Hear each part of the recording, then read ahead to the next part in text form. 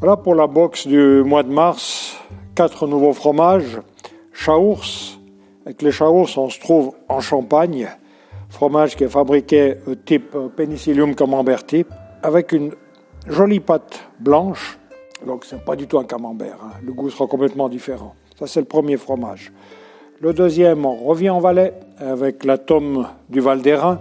En Valais, quand on fabrique une tome, c'est souvent un petit fromage, c'est moins chauffé, c'est pas mis sous presse, donc il y a un peu plus de petit lait à l'intérieur et c'est beaucoup plus petit qu'un fromage, ça mûrit beaucoup plus vite. Donc cette tome, elle a juste 1 mois, donc on va sentir encore dans ce goût, ce petit goût du petit lait qui va ressortir un petit peu. Pour le troisième fromage, on reste en Valais avec le fromage d'alpage de Haudemange.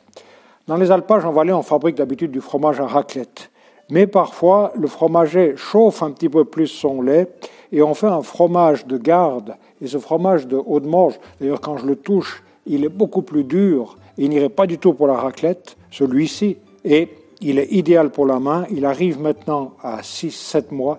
Donc maturité de goût. Et puis la box se terminera avec un fromage d'Ardèche, un ardéchois, un petit picodon. C'est un fromage de chèvre, mais qui a été séché.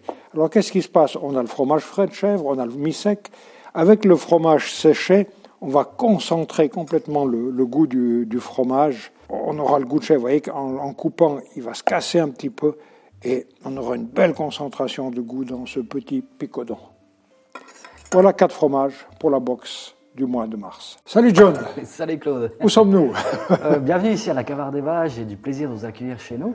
Donc on a une petite cave familiale à Saint-Pierre-de-Plage, enfin Chamoson, c'est la même commune. Donc voilà, nous, on travaille en famille, donc j'ai la chance de travailler avec ma sœur et ma maman. Voilà, on a une petite cave, donc on a quand même plus de 27 vins différents, donc j'ai qu'un conseil à vous donner, c'est de venir chez nous pour déguster ce qu'on fait. Et qu'est-ce qu'on va déguster aujourd'hui avec les fromages que je viens de présenter? Alors aujourd'hui, on va déguster le chardonnay. Chez nous, le chardonnay n'est pas barriqué, donc c'est un vin en cuve inox. On aime bien le travailler de cette manière car on préserve aussi l'élégance du vin. Donc c'est un vin qui est très fin. Là, c'est le 2019, donc il est parfait pour boire maintenant. On va dire que c'est un vin qui est très intéressant parce qu'au nez, on a des arômes d'abricot, on a des arômes assez complexes aussi, on sent beaucoup de choses. On sent la minéralité du terroir de Chamoson, mais il y a aussi une petite note de vanille qui est assez intéressante. Après, ce qu'on aime bien aussi avec ce vin, c'est que, comme on a dit, il y a beaucoup de finesse. Donc, en bouche, on a une belle structure, mais on a aussi du volume. Mais ça reste fin, ça reste élégant, et on a des arômes en bouche qu'on n'a pas au nez. Une petite note de massepain qui arrive comme ça. Oui, c'est cette rondeur qui me plaît beaucoup, qui ira bien avec le Chaours, qui ira bien avec la tome des Rémences, qui ira bien avec le Haudemange. Peut-être un petit peu moins avec le picodon, parce que là, il y a un peu plus d'acidité. Mais oui, je pense que c'est bien. Dis-moi un petit peu. Déjà, comment le déguster? Si tu devais faire dégustation avec le fromage, qu'est-ce que tu fais? Tu prends d'abord le vin, ou tu prends d'abord le fromage, ou tu prends les deux dans la bouche? Comment tu imagines la dégustation? Ce qu'on conseille pour une dégustation fromage et vin, c'est d'abord de déguster le vin, oui. de bien sentir au nez les arômes du vin, ensuite de prendre une petite gorgée en bouche pour bien se concentrer sur notre ressenti, qu'est-ce qui se passe en bouche. Et puis après, on peut prendre un morceau de fromage, on se concentre aussi sur l'odeur du fromage, mais après, qu'est-ce qui se passe en bouche? Uniquement le fromage. Et après, juste avant d'avaler le dernier morceau de fromage, on prend une petite goutte de vin, et puis on regarde les deux, qu'est-ce qui se passe ensemble. Alors, faisons le test, vas-y. Un petit bout de fromage, alors, un petit bout de Chaours. Alors là, on trouve le descriptif que j'ai donné avant, avec des petites notes d'abricot, même des notes de gelée de coin au nez, c'est très fruité. Et ce qui est intéressant avec ce vin, c'est qu'on a quand même une belle acidité. On sent que ça pourrait équilibrer peut-être la texture un peu grasse du fromage. Avec le Chaours, c'est quand même une dominante du vin. Hein. Il est là. Et c'est amusant parce que tu prends un peu de fromage, tu prends un peu de vin, tu prends un peu de vin, tu donnes du fromage.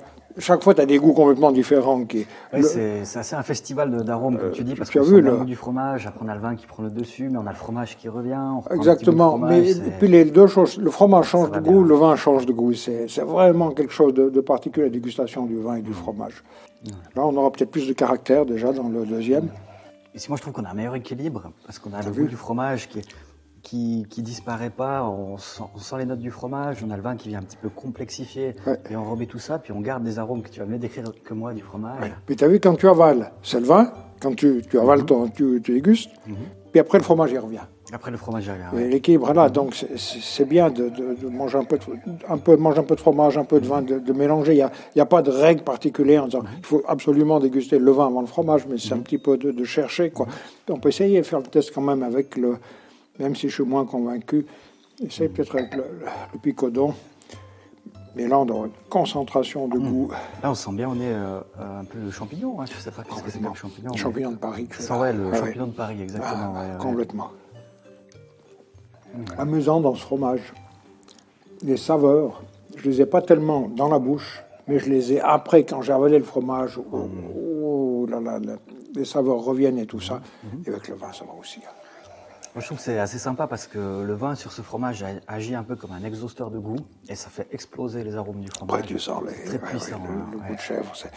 C'est le propre des Picodons, de tous les fromages séchés, c'est qu'on concentre le goût. On a une belle concentration dedans. Pour ça qu'ils sont toujours petits, ces fromages de chèvre. Quand il est frais, il fait peut-être 200 grammes, mais à force de sécher, il va diminuer. Un peu comme notre viande séchée. On arrive à concentrer le goût avec ça. Puis comme tu dis, la texture est un peu plus sèche, alors c'est vraiment agréable d'avoir du vin pour donner un petit peu plus de... Oh, ça me plaît bien. Ouais, pour cette box du mois de mars, on a un petit cadeau offert par la cave de la famille Boven. John, dis-nous-en quelques mots, là. Alors, pour les abonnés qui vont racheter la box, on a décidé de faire un bon expérience. Donc, avec notre partenaire Claude Lusier, on a mis au point une dégustation de 6 fromages avec 6 vins différents qui est réservable sur notre site internet. Et ce bon vous offre en fait un bon pour une dégustation gratuite qui est valable pour une personne.